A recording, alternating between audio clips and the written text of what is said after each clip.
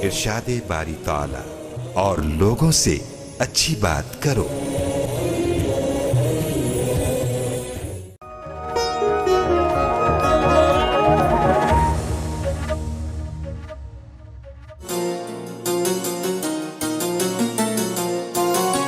सब रहमतें हैं इसमें, सब बरकतें हैं इसमें, सब बख्शिशें हैं इसमें, नाज़िल किया खुदा ने इसमें अपना पाक कुरान। रमज़ान रमज़ान राहत है रमज़ान, रमज़ान रमज़ान राहत है रमज़ान।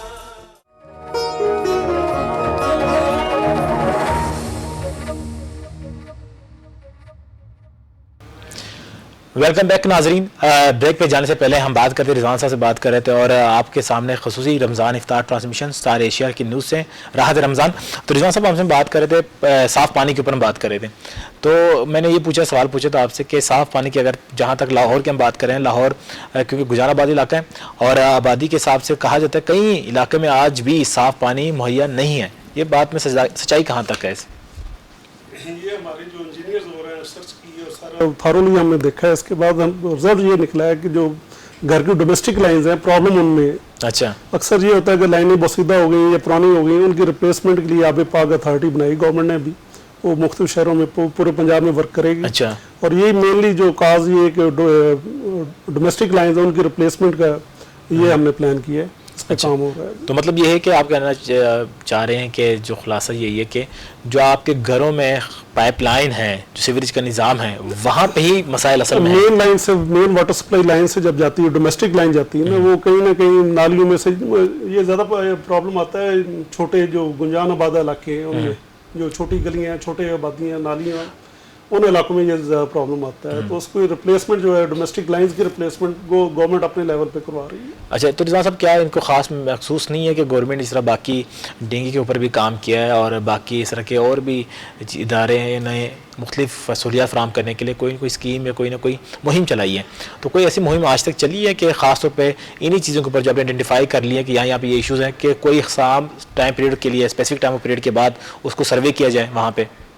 ये गवर्नमेंट की हमेशा से प्रायोरिटी ये रही है कि लोगों को अच्छा साफ़ सुथरा पानी दिया जाए, क्योंकि इससे हेल्थ, लोगों की हेल्थ का सबसे मेन जो कंसंट्रेट करती है इसी पे करती है। तो ये टाइम भी ये कि अगर किसी इलाके में ज़्यादा आ रही हो प्रॉब्लम तो उसको हम देखते हैं, स्पेशली ये कि उसको फोकस करके उसको रिड्यूस करते हैं।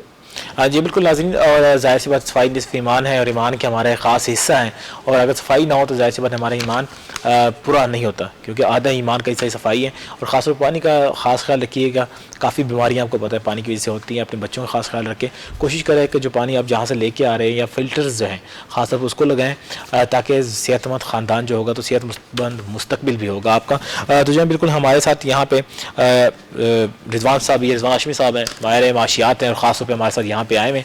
रिजवान साहब, हमने बात की, जाहिर सी बात है आपने कहा कि इस्लाम और माशियात के ऊपर हमने बात की, ज़कात के प्रॉपर सिस्टम के ऊपर हमने बात की।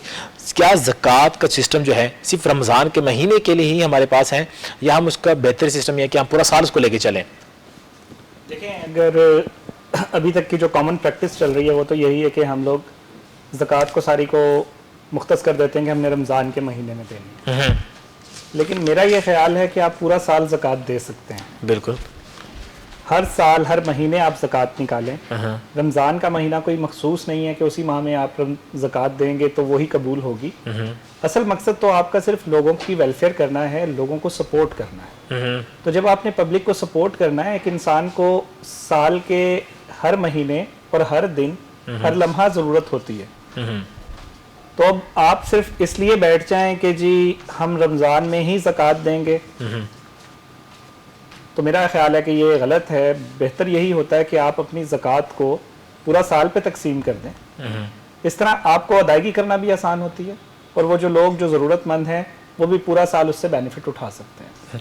अच्छा रिजवान साहब, मुझे एक सवाल बड़ा ज़बरदस्त जहन में आया, क्योंकि वैसे रमज़ान ट्रांसमिशन है उसके हवाले से हम बात करेंगे। एक सवाल है कि यूथ के हवाले से बात हो रही थी, तो यूथ के हवाले से हम बात करेंगे। खासतौर पर आपसे कुछ सवालात हैं माशियात के ऊपर हम बात करेंगे, यूथ कहाँ पे जाएगी। लेकिन क्योंकि नाजरीन यहाँ पे हमारे साथ सोहेल हाशमी भी हैं, सोहेल हाशमी से भी बात करेंगे, सोहेल से भी नात सुनेंगे। सोहेल, तो क्या सुना रहे हैं आज के मौके पे? मैं एक कलाम जो है वो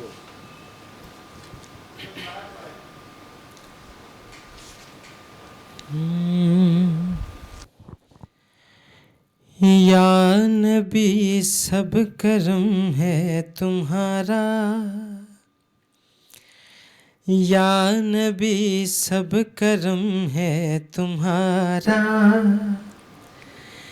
ये जो वारे न्यारे हुए हैं, अब कमी का तस्वर भी कैसा, जब से मंगते तुम्हारे हुए हैं, या नबी सब करम है तुम्हारा,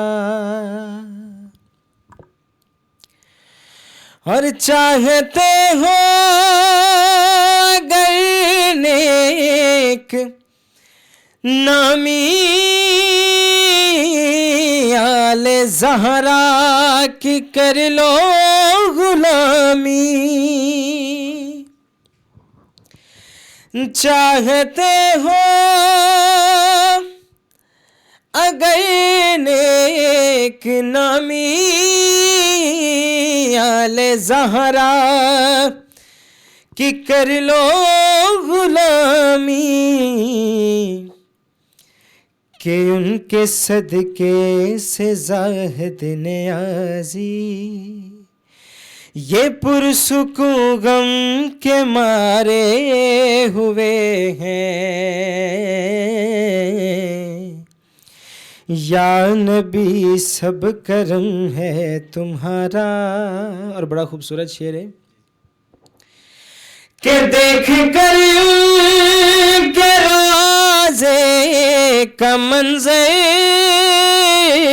मुझको महसूस ये हो रहा है, देख कर उनके रोज़े का मंज़र मुझको महसूस ये हो रहा है, कि जैसे सारे के सारे ये मंज़र आसमां से उतारे हुए हैं, या नबी सब करम है तुम्हारा, ये जो वारे न्यारे हुए हैं।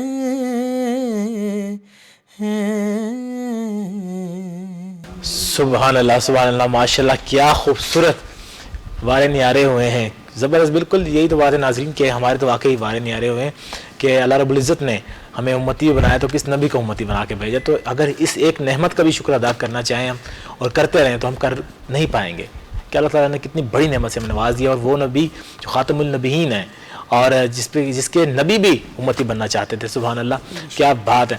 तो बिल्कुल हम क्योंकि नात से पहले हम रिजवान साहब से बात करते हैं, यूथ के हवाले से बात करते हैं। रिजवान साहब, हम माशियात के ऊपर बात करें तो आपको लगता है हमारे जो माशियात है मुल्क के, पाकिस्तान का फ्यूचर में नौजवानों को कितना सपोर्ट कर सकता है, कितना रोज़गार फराहम कर सकता है, कितना उनको आगे कारोबार करने के मौके दे सकता है?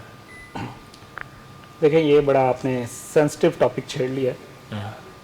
पाकिस्तान में इस टाइम कोई अराउंड 65% जो पाकिस्तान की आबादी है वो यूथ पे मुश्तमिल है। यूथ को अगर हम कैटेगराइज करें तो हम 18 साल से लेकर और 40 साल तक की एज के जो लोग हैं उनको यूथ में लेते हैं। पहले ये जो फिगर था वो 15 से 29 साल तक था। अच्छा, अब इसको उन्होंने वर्ल्ड वाइड जो है चेंज कर दिया कि यूथ की जो एज ग्रुप है वो 18 साल से लेकर 40 साल तक कंसिडर किया जाएगा यूथ को।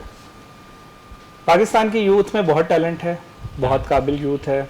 मुझे पिछले कोई 1.5 साल से पंजाब यूथ काउंसिल के साथ भी काम करने का मौका मिला। गवर्नमेंट ऑफ पंजाब की ऑर्गेनाइजेशन है, वहाँ पे मैंने as a director planning and development और फिर डायरेक्टर ऑपरेशंस सर्व किया और स्टिल अभी काम कर रहा हूँ वहाँ पर। यूथ को मैंने मायूस नहीं देखा, जो सबसे खूबसूरत बात है। हमारी यूथ में कुछ करने का जज्बा है, बेशक। बहुत ऑप्टिमिस्टिक यूथ है, हमारी यूथ एजुकेटेड है, काबिल है, कुछ ना कुछ करना चाहती है। ऐसे। आज आप देख लें कि कोई बच्चा, अभी ये हमारे यूथ का हिस्सा है सुहेल, माशाल्लाह नात पढ़ी। हर इंसान में एक अपना टैलेंट है, जिसमें जो टैलेंट है उस टैलेंट को वो पॉलिश करे और उसको सामने लेकर आए। हमारी यूथ में अगर सिर्फ एक मसला है तो वो सिर्फ एक है कि हमारी यूथ हर चीज़ का रिस्पॉन्सिबल गवर्नमेंट को समझती है, और हम लोग ये कहते हैं कि जी हमें सिर्फ जॉब मिले, हम जॉब के लिए पढ़ते हैं।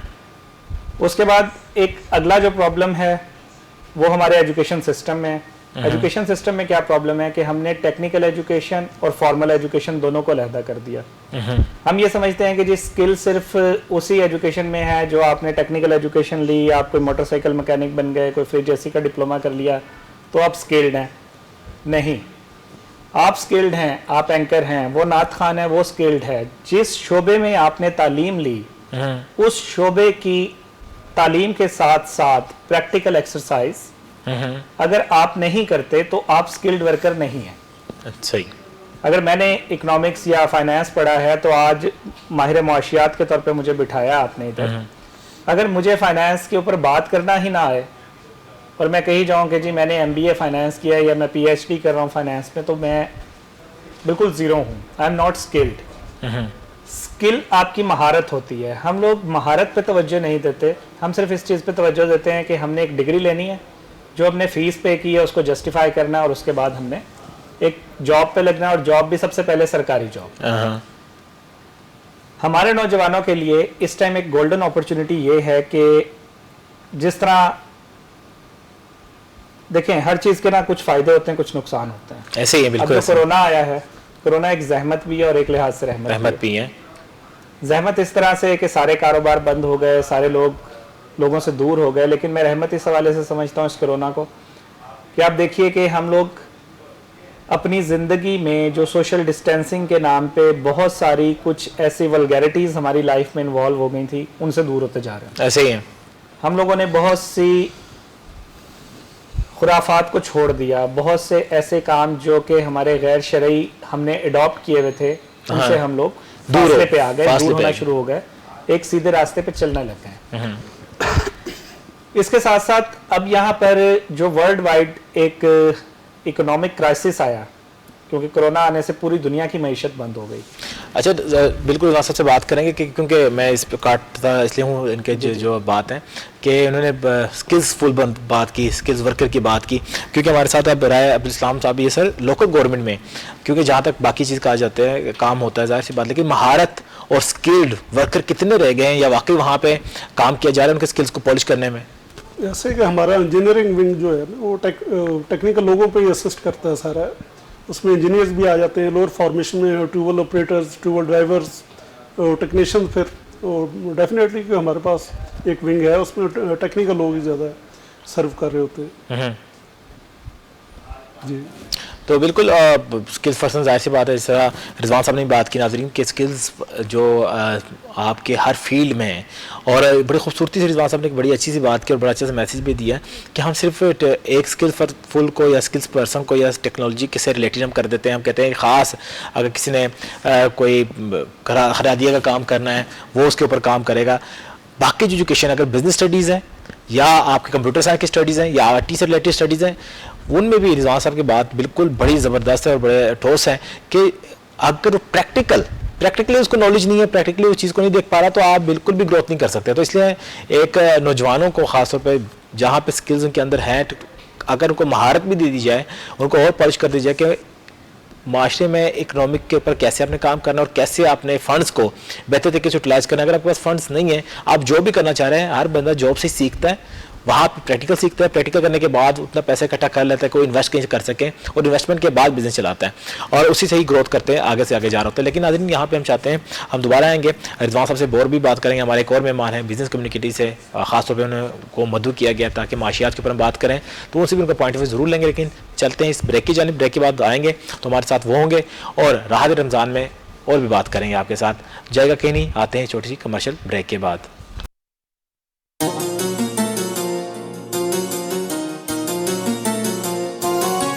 सब रहमतें हैं इसमें, सब बरकतें हैं इसमें, सब बख्शिशें हैं इसमें। नाज़िल किया खुदा ने इसमें अपना पाक कुरान। रमज़ान